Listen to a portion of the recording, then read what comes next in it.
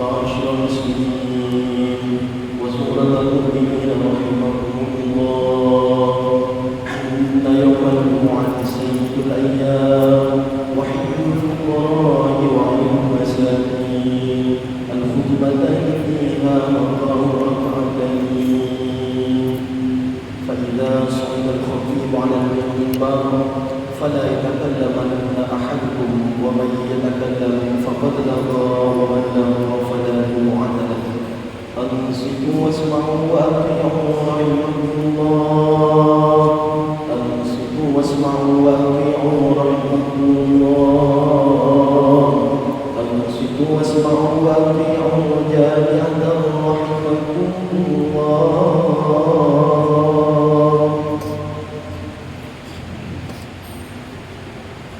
اللهم صل على محمد، اللهم صل على محمد، اللهم صل وسلم على سيدنا ومولانا محمد.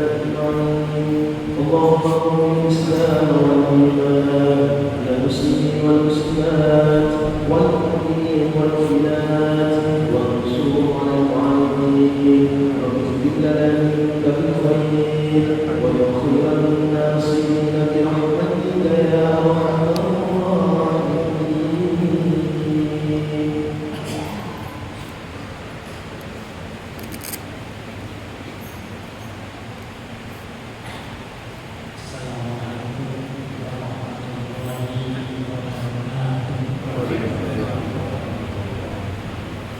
الله أكبر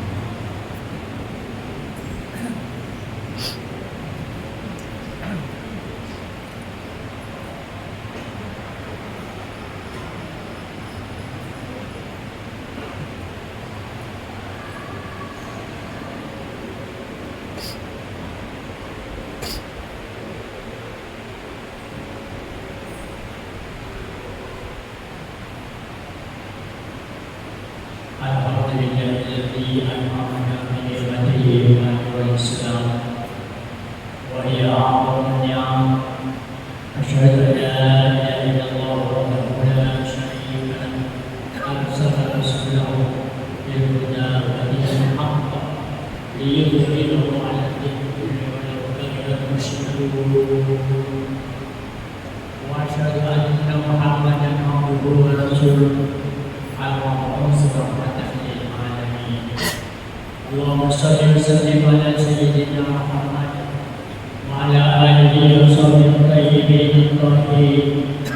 أما بعد، فيا أيها المؤمنون عاملون رحمكم الله، أوصيكم بنفسي بتقوى الله فقد فاز المتقون. قال الله تعالى في كتابه الكريم: أعوذ بالله من الشيطان الرجيم الذي خلق الموت والحياة ليبلوكم أيكم أحسن عملا وهو العزيز الغفور. صدق الله العظيم. kaum muslimin jamaah rahimahullah.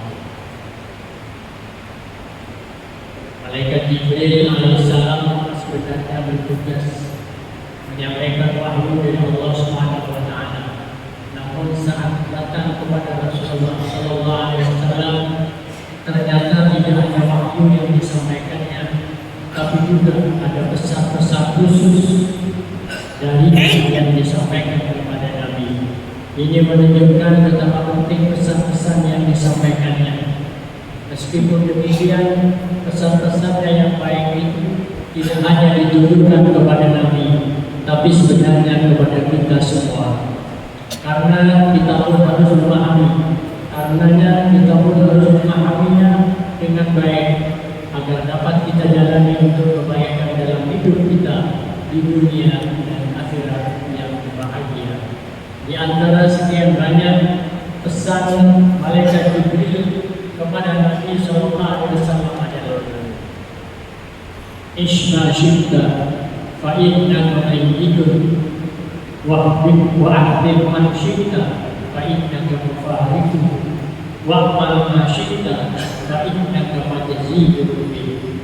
Hiduplah engkau seberapapun lamanya, namun engkau pasti akan mati.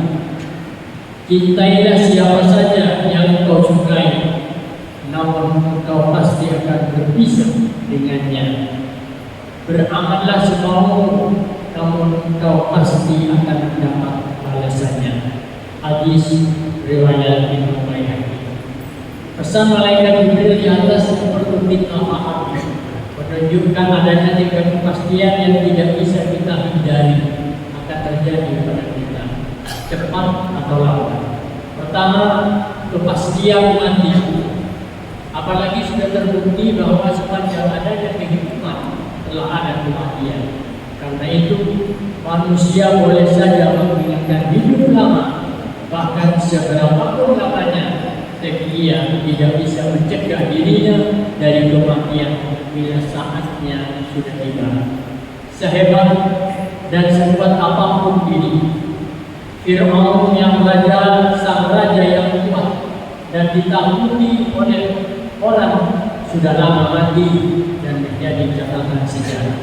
Qarun yang kaya raya juga sudah lama mati dan menjadi bukti sejarah betapa orang kaya tidak boleh sombong. Para nabi juga sudah mati dan kematian itu berkeliling dunia untuk menjemput manusia satu demi satu kembali ke kampung akhirat. Meskipun manusia berusaha menghindari kematian, tetap saja dia akan datang menemuinya siapapun bila memang sudah tiba saatnya. Allah berfirman dalam Al-Quran: A'udzubillahi minasyaitonir rajim. Qul innal mautal ladzi tafirruna minhu innahu mulaqikum thumma turadduna ila 'alimil ghaibi wasyahadah fayunabbi'ukum bima kuntum ta'malun. Katakanlah, sesungguhnya kematian yang kamu lari daripadanya, maka sesungguhnya kematian itu akan menemui kamu. Kemudian kamu akan dikembalikan kepada Allah yang mengetahui yang gaib dan yang nyata, dan Dia beritakan kepadamu apa yang telah kamu kerjakan. Al-Quran ayat 8. Kaum muslimin jamaah rahimahullah, karena mati merupakan satu kepastian, satu hal yang harus kita sadari bahwa ternyata mati itu bukan akhir dari kehidupan manusia, tapi sebenarnya awal dari fase kehidupan yang baru, yaitu kehidupan akhirat. Yang enak atau tidaknya sangat tergantung pada bagaimana dia menjalani kehidupan di dunia ini. Bila kita sudah menyadari kepastian adanya kematian, maka kita tidak akan sia-siakan kehidupan di dunia yang tidak lama. Kita akan berusaha mengefektifkan perjalanan hidup di dunia ini untuk melakukan sesuatu yang bisa memberikan nilai positif, tidak hanya dalam kehidupan di dunia, tapi juga di akhirat. Karena kehidupan dunia merupakan saat mengumpulkan bekal yang sebanyak-banyaknya untuk kehidupan akhirat. Karena kematian pada hakikatnya adalah perjumpaan dengan Allah Subhanahu wa Ta'ala. Tentu saja harus dengan bekal amal soleh yang sebanyak-banyaknya. Sebagaimana firman Allah, A'udzubillahi minasyaitonir rajim. Qul innama ana basyarun mithlukum yuha ilayya annama ilahukum ilahun wahid. Wa man kana yarju liqa'a rabbih falyamal 'amalan shalihan wa la yusyrik bi ibadati rabbih ahada. Katakanlah wahai Muhammad, sesungguhnya aku ini manusia biasa seperti kamu yang diwahyukan kepadamu, bahwa sesungguhnya Tuhan kamu itu adalah Tuhan yang besar. Barang siapa mengharap perjumpaan dengan Tuhannya, maka hendaklah ia mengerjakan amal yang soleh, dan janganlah ia mempersekutukan seseorang pun dalam beribadah kepada Tuhannya. Al-Quran surat Al-Kahfi ayat 110. Kaum muslimin rahimahumullah, kepastian yang kedua yang akan terjadi pada kita adalah berpisah dengan yang kita cintai. Manusia boleh saling mencintai antara satu dengan lainnya, suami pada istri atau sebaliknya, orang tua pada anak atau sebaliknya, rakyat terhadap pemimpin atau sebaliknya, sahabat dengan sahabat dan sebagainya.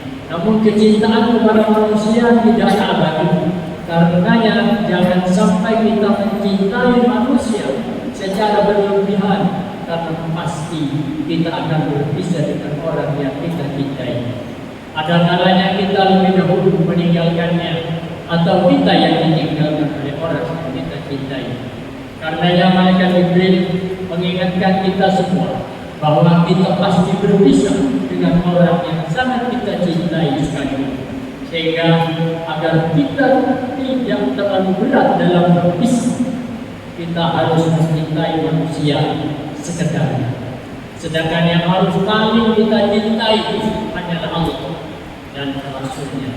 Allah Subhanahu wa Ta'ala berfirman, A'udzubillahi minasyaitonir rajim. Wa minan nasi man yattakhidhu min dunillahi andada yuhibbunahum ka hubbillah walladzina amanu asyaddu hubban lillah. Dan di antara manusia ada orang-orang yang menyembah tandingan-tandingan selain Allah.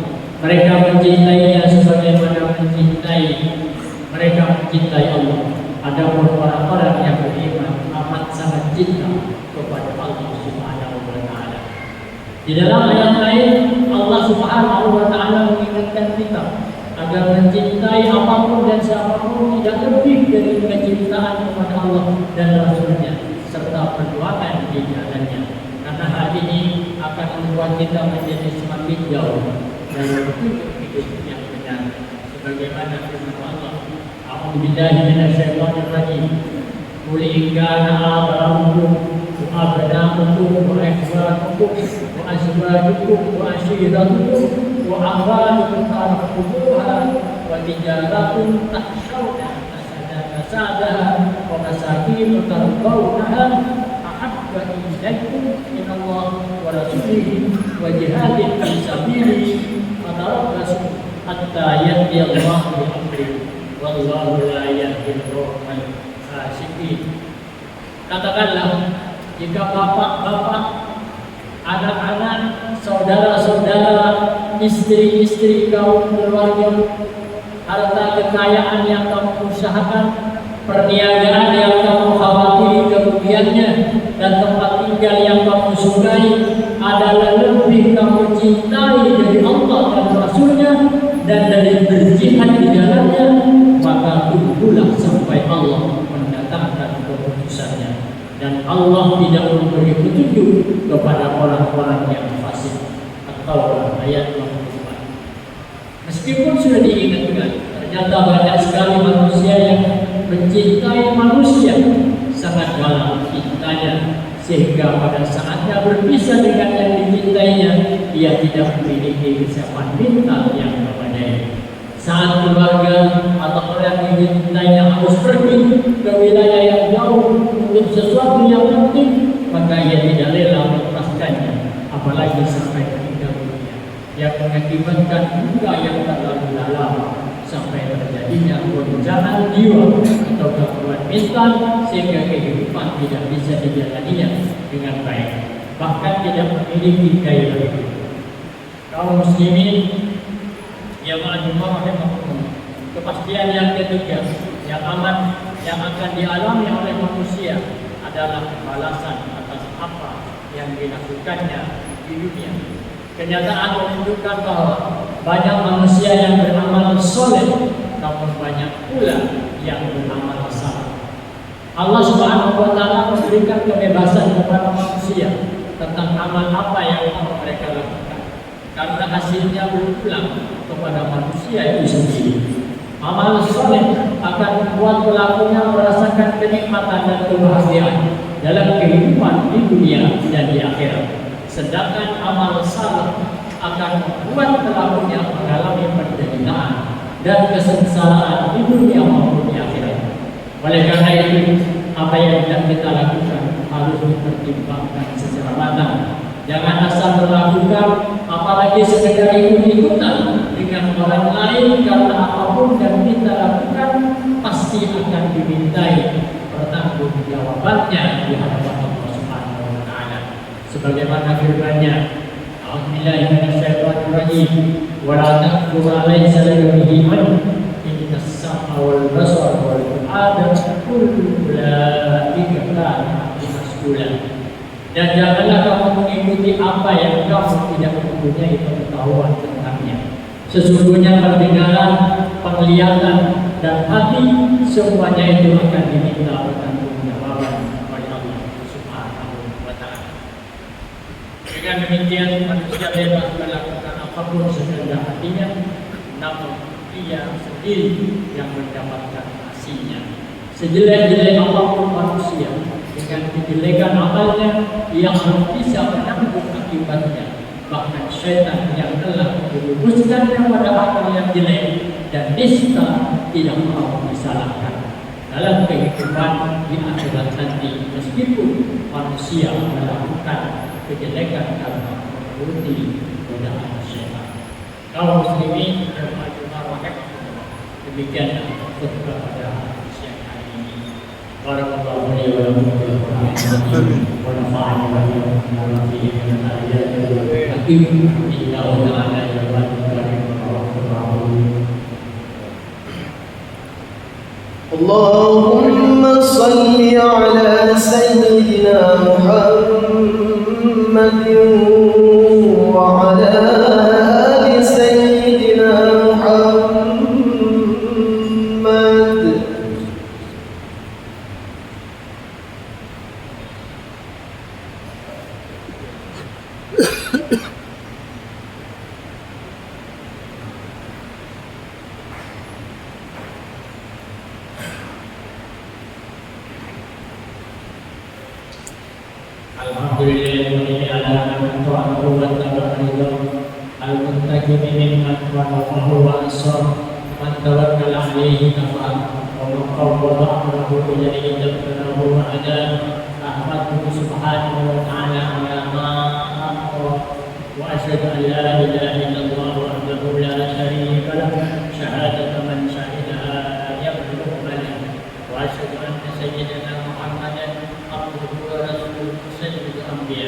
Allahumma salli wa sallim ala sayyidina Muhammad وعلى آله وصحبه ومن والاه. أما بعد فيا أيها الناس اتقوا الله وتقوى واعلموا أن الله سبحانه وتعالى صلى على نبيه قديما وأمرنا من ذلك إرشادا لنا وتعليما. فقال تعالى: ولم يزل الله ربنا عليما. إن الله وملائكته يصلون على النبي يا أيها الذين آمنوا صلوا عليه وسلموا تسليما. اللهم صل وسلم على سيدنا محمد وعلى آل سيدنا محمد كما صليت على سيدنا إبراهيم وعلى آل سيدنا إبراهيم وبارك على سيدنا محمد وعلى آل سيدنا محمد كما باركت على سيدنا إبراهيم وعلى آل سيدنا إبراهيم في العالمين إنك حميد مجيد. اللهم اغفر للمؤمنين والمؤمنات والمسلمين والمسلمات الأحياء منهم والأموات وقهم الحسنات وقهم السيئات وارزقنا من الأرزاق الطيبات. اللهم اكشف عنا البلاء والغلاء والبلاء والفحشاء والمنكر والبغي والشدائد والمحن ما ظهر منها وما بطن من بلدنا هذا خاصة ومن بلدان المسلمين عامة إنك على كل شيء قدير. ربنا آتنا من لدنك رحمة وهيئ لنا من أمرنا رشدا. ربنا هب لنا من أزواجنا وذرياتنا قرة أعين واجعلنا للمتقين إماما. ربنا آتنا في الدنيا حسنة وفي الآخرة حسنة وقنا عذاب الله. إن الله يأمر بالعدل والإحسان وإيتاء ذي القربى وينهى عن الفحشاء والمنكر والبغي يعظكم لعلكم تذكرون. فاذكروا الله العظيم يذكركم واشكروا على نعمه يزدكم واسألوه من فضله يؤتكم ولذكر الله أكبر.